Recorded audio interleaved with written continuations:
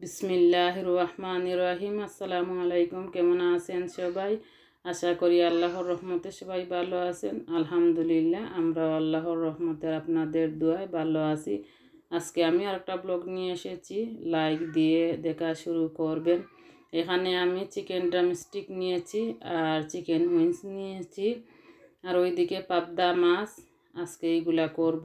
মাছ খাওয়া হয়নি, অনেক দিন হয়ে গিয়েছে রোজা আসার পরে, আর মাছ রান্না করিনি। এই প্রথম আজকে মাছ রান্না করব ইনশাআল্লাহ। চিকেন উইংস, আমার বড় মেয়ে চিকেন উইংসগুলো রেডি করে নিতেছে। ওকে 2-3 বার বলা পরে ও এসে করতেছে। ও না করে করবে না, আমি বললাম তোমরাই তো খাবা, করে নাও, আমার আরও অনেক কাজ আছে, আমি এগুলা করতে পারবো না।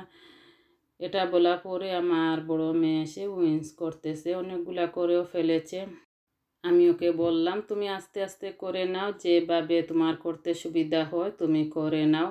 এখন পর্যন্ত যারা আমার চ্যানেলটি সাবস্ক্রাইব করেননি, প্লিজ আমার চ্যানেলটি সাবস্ক্রাইব করে দেবেন।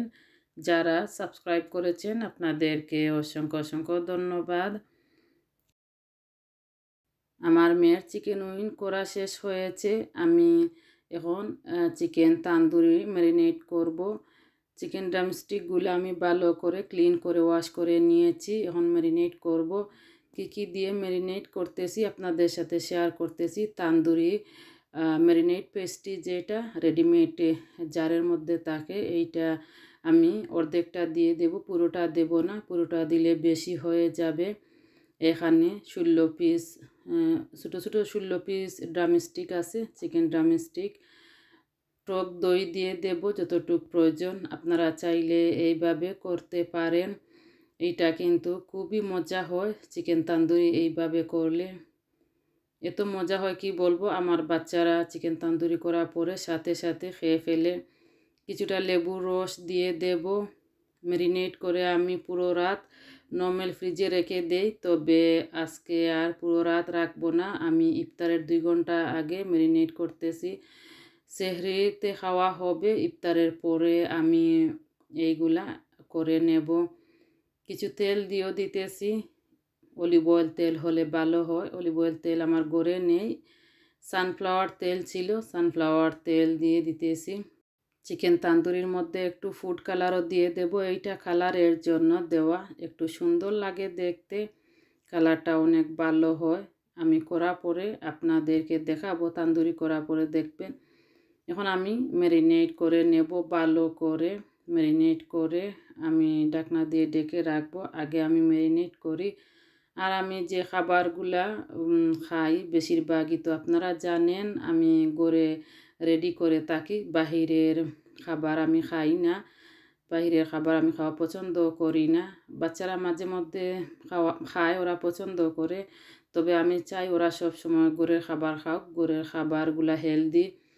এই যে দেখেন ভালো করে আমি ম্যারিনেট করে নিয়েছি। এখন আমি একটা প্লেট দিয়ে ঢেকে রাখবো 3-4 ঘন্টার মতো।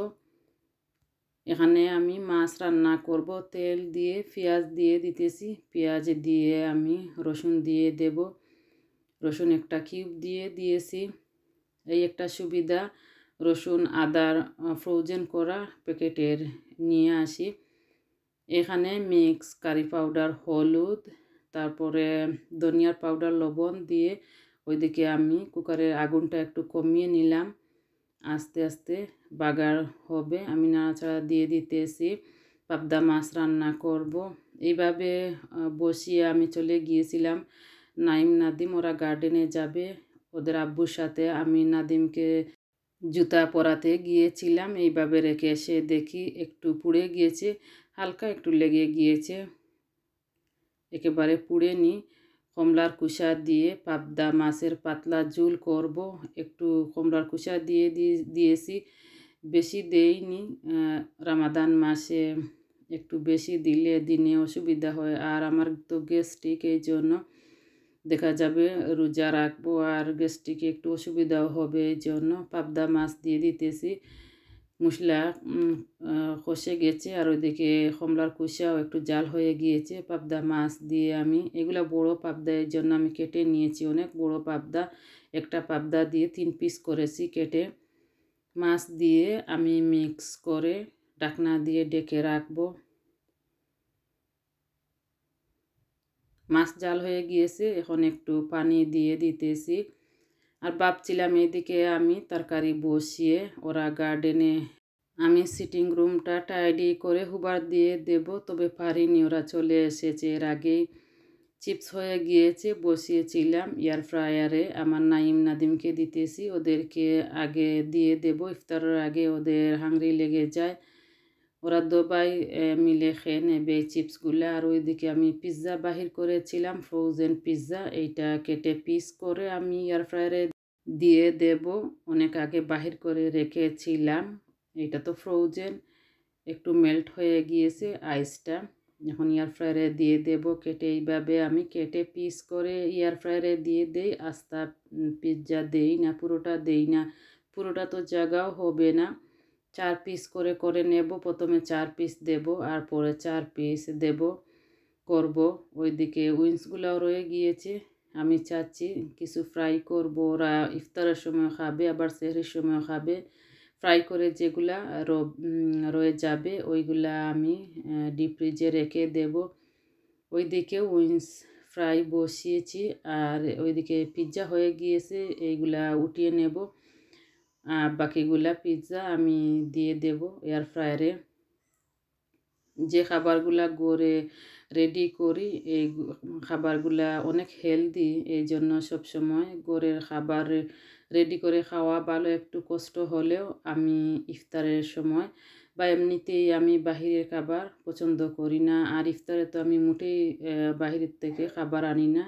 রমাদান মাসে খাবারগুলা অনেক পুরনো থাকে, অনেকে দেখেছি বাহিরের খাবার বেশিরভাগই খেয়ে থাকেন রামাদান মাসেও খান ইফতারের টাইমে। তবে আমি মনে করি বিশেষ করে রামাদান মাসে বাহিরের খাবার না খাওয়াই ভালো, ঘরের খাবারগুলা খাওয়া ভালো। আমার নাদিম বসে বসে মোবাইলে কার্টুন দেখতেছে, কার্টুন ABC সং, পনিক সং যেটা, এটা নাইম অনেক সময় দেখেছে। দেখে মোবাইল যখন নাইমে হাত থেকে রাখে তখন নাদিম নিয়ে নে প্রচেষ্টা করে নাইমের কাছ থেকে আনার জন্য, তবে পারে না।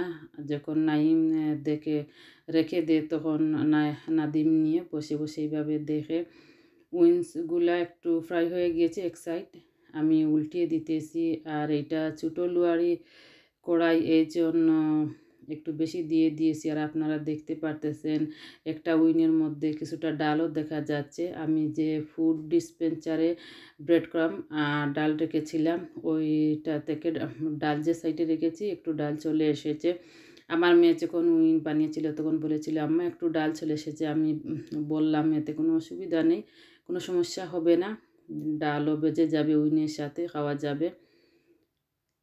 একবার দিয়ে দিয়েছি হয়েছে, আর আরেকবার কয়েকটা দিতেছি। ওরা তো সেহরির সময় খাবে, এর জন্য একটু বেশি করে করতেছি।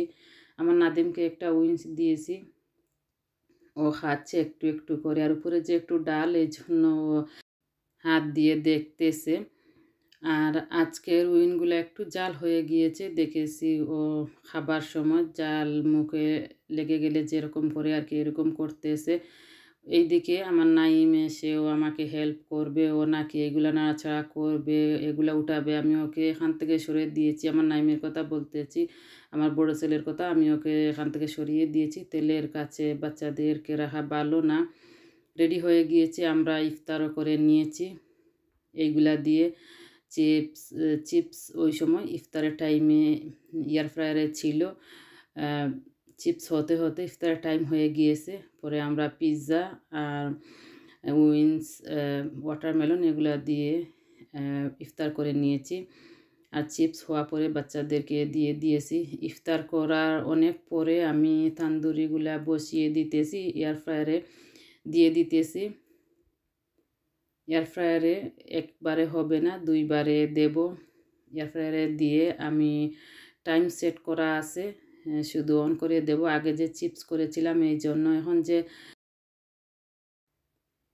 টাইম দিতেছি, অন করতেছি, এটা লাইট জ্বলতেছেন, আপনারা দেখতেছেন। আগে যে করেছি এইভাবে, এইটাই আগে করে থাকলে লাইট জ্বলে না। একবার হয়ে গিয়েছে, এইগুলো আমি উঠিয়ে নিতেছি। প্রথম যেগুলা করেছিলাম এগুলা তো সাথে সাথে শেষ হয়ে গিয়েছে। হাজব্যান্ড, বাচ্চারা, আমরা সবাই খেয়ে ফেলেছি। মাশাআল্লাহ এত এত মজা হয়েছিল কি বলবো। প্রত্যেকবারই মজা হয়। আপনারা চাইলে এটা ফলো করতে পারেন। আমি যেইভাবে ম্যারিনেট করেছি এত মজা হয়। আমার হাতের তান্দুরি যারা খেয়েছেন সবাই বলেছেন আমি নিজে করেছি এই জন্য তারিফ করিনি, সত্যি অনেক মজা হয়েছিল। এইটা খাওয়া পরে তো বোঝবার দিতেছি।